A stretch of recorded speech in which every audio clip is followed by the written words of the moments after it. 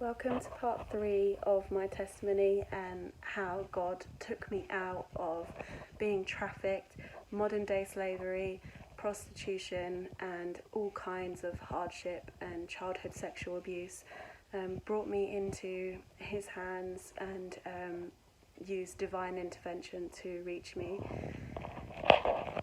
I had just said a prayer giving my heart to Jesus through this taxi driver who was working for the brothel that I was sent to whilst I was being trafficked, and believe it or not, God does send people to the darkest of areas in the most strangest of circumstances. You never would expect it, but that's what happened.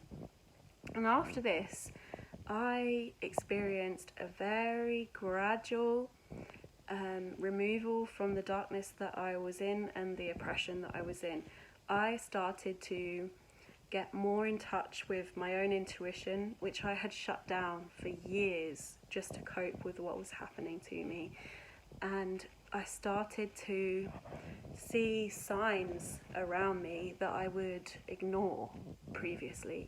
An example of that is I was consistently drawn to certain messages, or certain words like I would hyper focus on, just in passing. So for example, I would be on the tube and I was drawn to this advert about cervical cancer and smear tests, and I just kept being drawn to it and drawn in that direction until eventually I went and had it done, and then it turned out I actually had abnormal cells, which I managed to reverse. But if it wasn't for this intuitive intervention, I would never have known. I probably would have became quite very seriously ill if I hadn't have had that.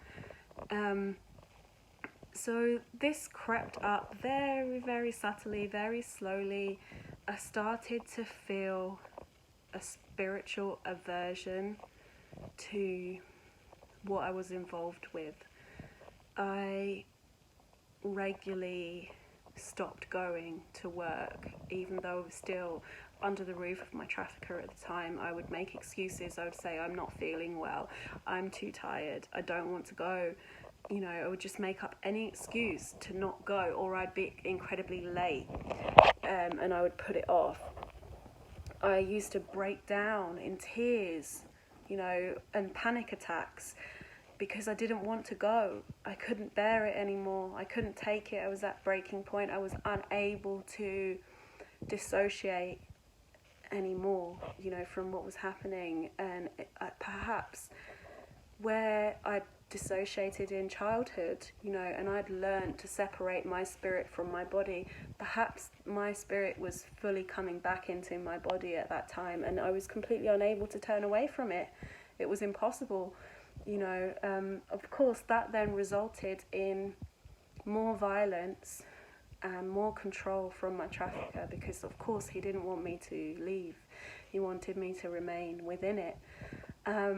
So that became also unbearable. I was subjected to a lot at that time, and I fled, and it was only through my own faith at that time. It wasn't a biblical faith, it wasn't a Christian faith, it was just a faith, that I will be okay, because I didn't have any other choice. I couldn't go back into the environment that I was in. It was impossible, so I fled and I moved to another property which I was renting, and I was funding this through doing lap dancing. So I was no longer in prostitution. I left prostitution and I went into lap dancing as a way of trying to work my way back into society and into reality. I couldn't just do it overnight. It was something that I had to do gradually. At that time, I started to come up against real attack, so I wasn't aware at the time that it was attack. I just knew that I felt incredibly suicidal. I was having constant bombardment of suicidal imagery especially when I went to the train station or if I would cross the road, I'd have these horrific images of jumping off into the train tracks or running out into the road or jumping off of a bridge, all of these things. But they didn't coincide with how I felt spiritually. There was a dissonance there. They didn't match. And I questioned it and I thought, I don't understand where these thoughts are coming from, because they don't feel like they're mine. But the imagery just kept coming all the time. It was unbearable. It would happen day in and day out. It prevented me from sleeping, and it was really, really, really horrific. I felt such a heaviness come down on me at that time, a depression, a hopelessness. I felt, how am I going to get through this? How am I going to support myself? How am I going to not end up on the street? There was so much fear. And also, whilst I was within prostitution, I was in so much fear for my life all the time, that someone might kill me, that I might end up contracting HIV, because there's a lot of people in this world that don't have your best interests at heart, and they do want to harm you. And when you're in that industry, you're much easier access to be harmed. So unfortunately, it attracts a lot of those characters, So I was in fear all the time. I was in fear. And I, up until that point, had just relied upon New Age practices, things like The Secret, manifestation and that kind of spiritual stuff. But none of that actually brought me any sustenance. It didn't really help. It was just really another way for me to dissociate from everything that was going on, and a distraction. But when I was faced with this suicidal ideation, which I do believe was probably coming from my childhood past, and it was echoing from the things that had been left undealt with, I got on my knees and I prayed. I have never ever prayed up until that point. That was the first time that I'd ever prayed. Didn't know how to pray, but I just broke down and I said, if there is a God, I need you to help me. I need your help. Please help me. I was crying and I said, please help. And what happened within a split second of that prayer was nothing short of a miracle. I immediately heard an inner voice within me that had never been present prior to that. And it directed me as to what to do next. It was the most calming, soothing voice I have ever heard in my entire life. And this voice was not of me. And what then occurred was I ended up locking myself away for 2 weeks in my room, and I undertook a fast. I only ate, I think it was grapes. I think I only ate like red grapes and drank lots of water for 2 weeks. This is what I did. I came off of all of my social media. I stopped smoking. I didn't talk to anyone. I just went inwards for 2 weeks. And during that time, I cried and I cried and I cried. I just mourned and I grieved and I got everything out of me. And it was then this inner voice directed me to begin writing, but not to think about what was coming up, to just write. And what then happened was a lot of memories from my childhood that I'd pushed down began to surface. Because I asked during my prayer, I asked the question, I said, I don't understand, God, why is my life so chaotic? Why am I even doing what I'm doing? Why am I even in this industry? What's going on, God? Because what I had done as part of my dissociation was I'd blocked out of my mind all of the sexual abuse that happened in childhood. I'd blocked it out and I'd pushed it away. It was still there, but it wasn't within my conscious. And when I started to write, it started to surface again. And that was my answer. It was the answer to my question, and it was a realization of that's why my life has gone down this trajectory, because this is the reason. This is why. This is what's happened. And God took me through such a stage of healing in those 2 weeks. Was really a real push towards ultimately my salvation. After this, I still continued to work within lap dancing clubs, but the spiritual discernment that I had gotten after that period of fasting and after that period of revelation, it was so strong that I couldn't actually physically bear to be in the environment. As soon as I walked into the club, I felt the heaviness, almost this spirit of death and just negativity. Like I picked up on everything, and it made me feel physically sick when I went in there. Just the atmosphere, it was unbearable to be in. I couldn't stand it.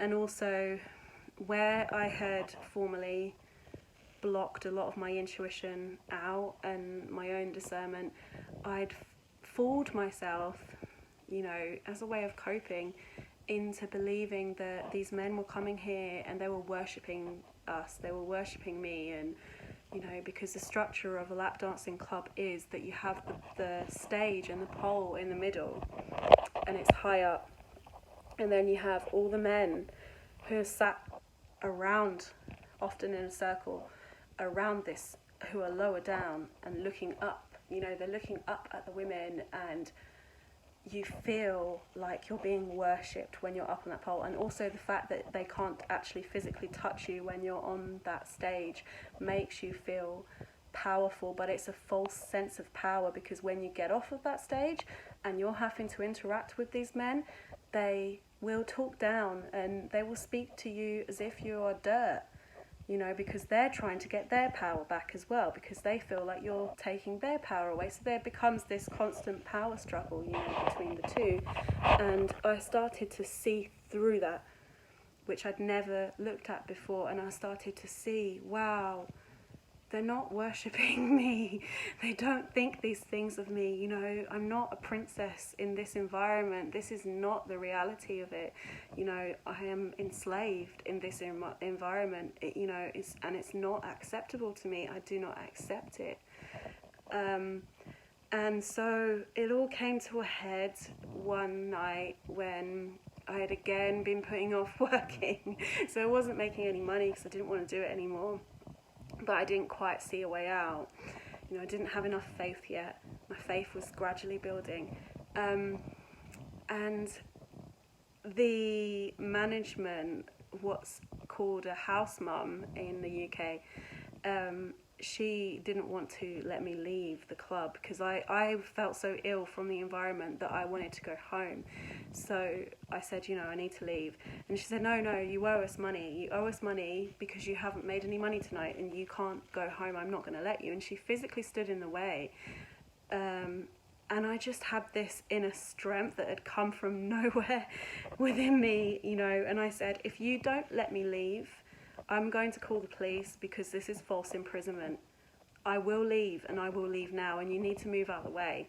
And she was just so shocked, she didn't know what to say. So she, of course, moved out of the way. I walked out the door, and I had this inner rage, within me, this righteous rage within me. And I walked all the way home. It took me about 2 hours to get home. And the first thing I did when I got in was I picked up my Bible, because by that point I had a Bible, and I just turned it to a page by chance. I just said, God, lead me to a page, and what it led me to was Psalm 23, and I will recite that psalm to you. The Lord is my shepherd, I shall not want. He makes me lie down in green pastures. He leads me beside the still waters. He guides me in the path of righteousness for his name's sake. And although I walk through the valley of the shadow of death, I shall fear no evil, for thou is with me. Thou rod and thou staff, it comfort me. He prepares a table for me in the presence of my enemies. He anoints my head with oil. My cup overflows. Surely his goodness will follow me for all of my days, and I will dwell in the house of the Lord forever. Amen. And that psalm, even to this day, like I get emotional when I read that psalm because it's so special to me. What occurred after I read this psalm was a conversation with God through that inner voice that had never left me at this point, never has left me, from then. And God said, you need to leave. And I said, no, I can't do it. I'm scared. How am I going to support myself? How am I going to be able to afford to live? I'll be out on the streets, I'll be dead. How am I going to be able to live? What am I to do? And God said, just trust me. Just trust me. If you do it, I will provide. I will provide for you. And as it says in that psalm, the Lord is my shepherd, I shall not want. And there's nothing more true than that. What happened after that agreement that I had made with God, I put my faith in God. I have had so much grace through so much hardship where I've felt that there's no escape, there's no way out, and somehow a miracle has happened to provide help for me. I'm not saying that I've not struggled, because of course I have, but with the faith that I now have, anything is possible, and that's the end of part 3. Part 4 is going to be discussing in more depth with you about what happened and what occurred to me, and also my message to you now, anyone who's watching this, because I feel that this is something that a lot of people now need to hear and a lot of people now need to know. There's so many people and women who grew up in similar environments to me and have been rejected by the church, as a physical building, and feel unable, for whatever reason, there's so many numbers of reasons, to approach God, because there are some people who come from a Christian background who do the most horrific things, who do the most hellish things. There is enemies inserted into, areas where they are less seen. They're very hidden. So click on part 4 for the next part and the final part of my message.